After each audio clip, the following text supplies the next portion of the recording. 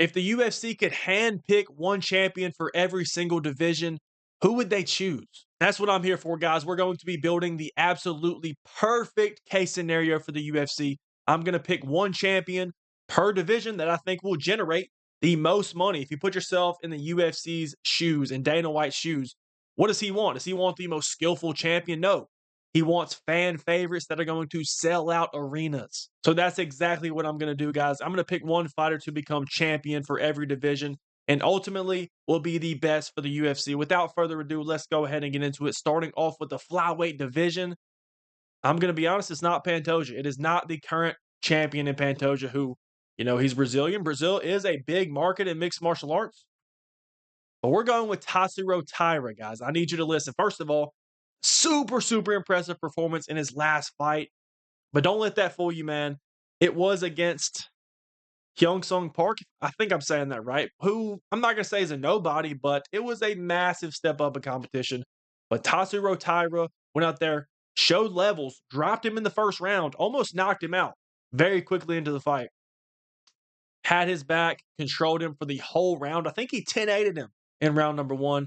What did he do in round 2? Went out there, got the back again, secured the rear naked choke. Maybe it was a neck crank, but either way, he showed levels. He absolutely dominated. Now, Tatsuro Taira, yes, he has the skills to become a UFC champion. I think he might be the toughest test for Alexandre Pantoja in the division. Just looking at stylistic matchups and everything, but not just that. He's a Japanese phenom, okay? If this man were to claim the title in the flyweight division, this would do numbers, not only for the UFC, but for Japan. We talked about Brazil being a big market. Yes, but Brazil has had plenty of champions in the past. If Tatsuro Taira could break through and become Japan's first UFC champion, oh my gosh, you're looking at money. Dana White's getting money signs just thinking about it. But the country of Japan, they love fighting. Look at the Pride Days, guys. Look at Ryzen. They love fighting. And when you get a guy like Tatsuro Taira, he could potentially be a superstar, a global superstar. So in my eyes, this is the best case scenario for the flyweight division. I know everybody loves Joshua Van. I love Joshua Van. If I got to pick just based on my selfish desires, I would pick Joshua Van. But Tatsuro Taira, in terms of money, in terms of best for the UFC, he's the one, okay? Moving on to the Bantamweight division, guys. Former champion, it's Sean O'Malley. Let's be real. It is Sean O'Malley. I know a bunch of people don't like Sean O'Malley anymore because that's the cool thing to do, man. I still love Sean O'Malley, okay? I still believe he's one of the most entertaining fighters in the sport. And that's not the only reason we want this man to be champion again, okay? First of all, he puts on banger fights. The showcase of striking skills. Ooh, there's the alliteration for today. It's crazy, okay? Sean O'Malley is not the superstar. He did not hit the superstardom that Dana White and we all expected him to. But he's still one of the bigger names in the sport. He's still the biggest name in the bantamweight division. Honestly, you could even argue for Umar Nurmagomedov. He's a big star as well. The family of Khalibib. We all know what it is. He would be a massive star. I think he's a close second place. But Sean O'Malley, when you're talking about the Nelk boys, when you're talking about the American fan base, Sean O'Malley is your guy. Sean O'Malley is the type of fighter that's going to get casuals into the sport. You don't even have to be a UFC fan, but if you hear that Sean O'Malley's fighting this weekend, your buddies are going to pull up and they're going to get hyped to watch this man fight. And yes, we all love Merab. People didn't like Merab at first after he beat O'Malley, after he started putting on some incredible performances and showcased his personality online, which is very, very good. Look, Merab tries his best to be this superstar. He just isn't that, okay? He is not that. But I love Merab. But when you're looking at the UFC doesn't care to have Merab as a long-reigning champion. He's not, a dud. He can still sell some pay-per-views, maybe, but he needs help. Sean O'Malley does not need help. He can fight a guy like Chito Vera and sell a lot of pay-per-views, okay?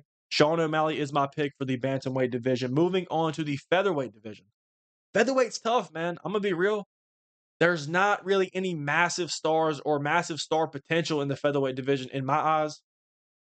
So, how do you not stick with Alexander Volkanovski, okay? My sweet Pookie Princess, the current featherweight champion, the two-time featherweight champion, let me remind you. Alexander Volkanovski, again, he's really not a superstar. He is a star. He's not a superstar. I would argue Sean O'Malley's a bigger star than Volkanovski, even though Volkanovski has found more success and he's done more in the sport and been around longer than O'Malley, people still just are not getting hype. People are not just like, hey, bro, you watching the Volk fight this weekend? I'm talking about casuals, okay? Everybody that really keeps up with the sport, absolutely they get hyped for a Volkanovski fight. But I'm talking in terms of globally, I'm talking in terms of bringing more people into the sport. Volkanovski's not necessarily that, okay? He's not. Look, a lot of people don't want to hear this. Volkanovski is not the most entertaining fighter in the sport, okay? Again, put yourself in the mind of casuals. They don't want to see point fighting. They don't want to see high level grappling, bro. It's just the sad reality of it. And Volkanovski's not a knockout artist like Sean O'Malley. Sean O'Malley's very flashy, has some pop in his hands. Volkanovski doesn't. But when you look at the whole featherweight division, if Max Holloway was still at 145, I actually would pick him. He's a bigger star than Volkanovski in my eyes. But there's nothing there. Movsar Evloev, I don't think would be good for the sport. John Silva's on the come up. He tries his best to become a big star. He's just not. He's just not, okay? John Silva, very exciting fighter. I don't see him becoming a bigger star than Volkanovski. That's just the truth. You got guys like Arnold Allen, no. Yair Rodriguez, no. And then Diego Lopez, I think he'd be all right. Everybody loves Diego Lopez, but I still don't think he'd become as big of a star as a Volkanovski, who's not even a superstar. But Volkanovski's absolutely the pick. Of course, if it was up to me, I would let Volkanovski reign the featherweight division for 10 years. Just think about it, okay? Think about it if Movsar Evloev becomes the champion. Nobody's getting excited for Evloev versus Yair Rodriguez. That just cannot headline a pay-per-view. Now, Volkanovski versus Yair Rodriguez is better. It's still not something you're losing sleep over, man. Let's go ahead and keep moving on to the lightweight division. We're sticking with Ilia Topuria, guys. Listen. There's two options. Since Islam is not in the lightweight division anymore, the two options are Ilia Topuria and Paddy Pimblett, guys.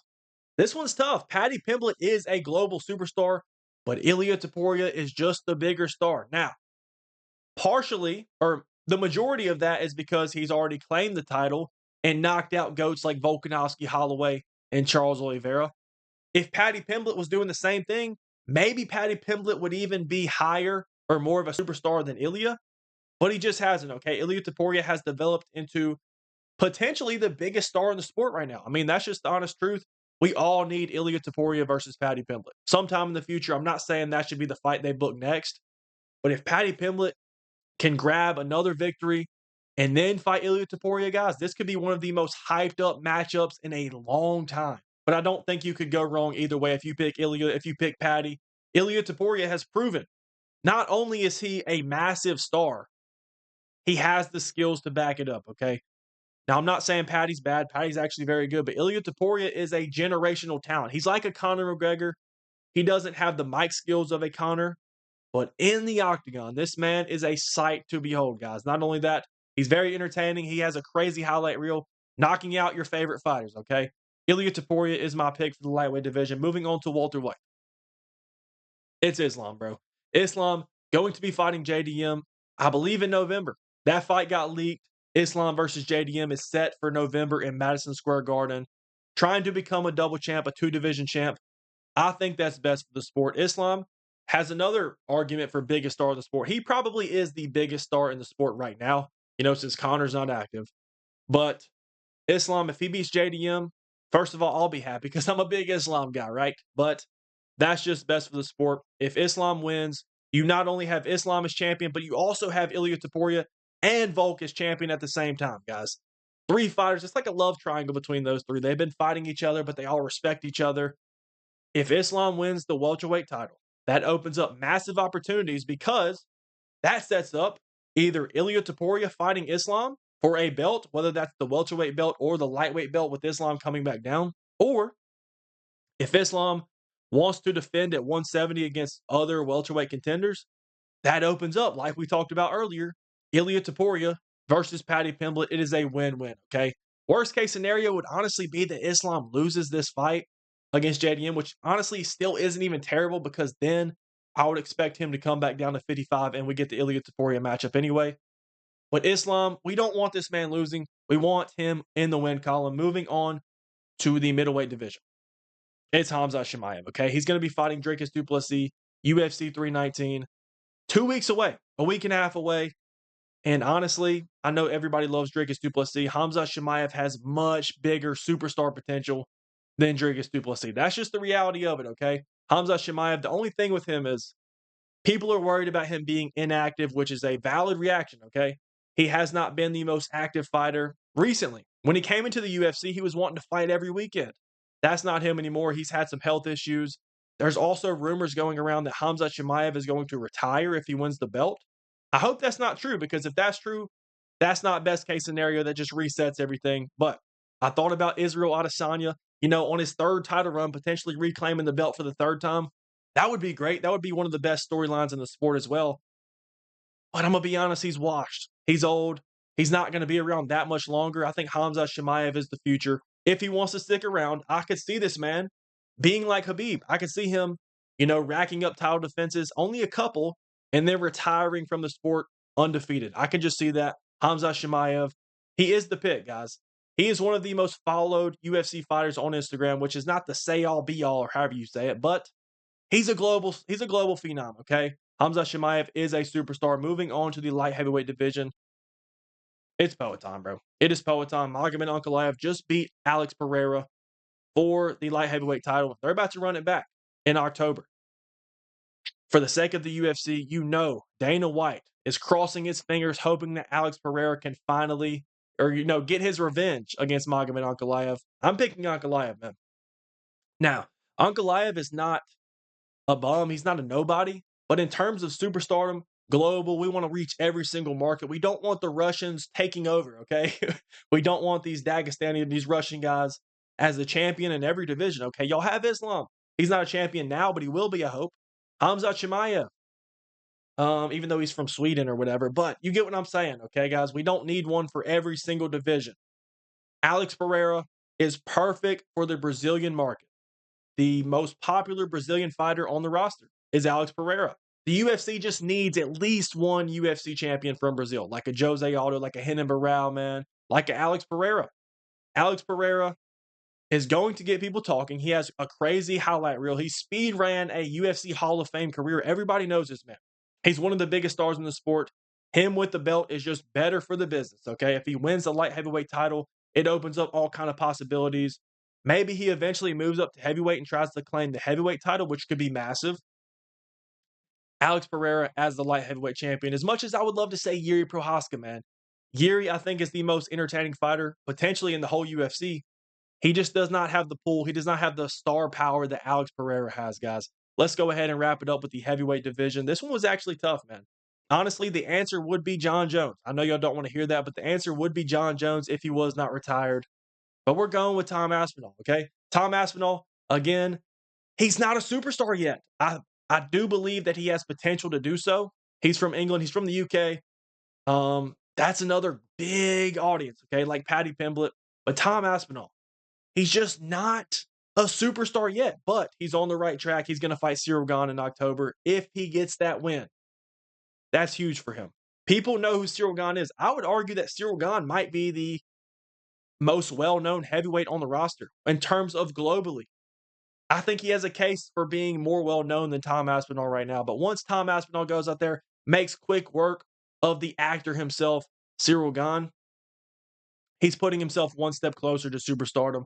And if Tom Aspinall gets the fight with John Jones, whether he wins or whether he loses, preferably he wins, he's going to become a superstar, especially if we get Aspinall versus Jones at the White House. That's his big ticket to become a global superstar. But right now, the heavyweight division is so bad. If they bring over a Francis Ngannou or John Jones does come back, those are 2 ticket items, man.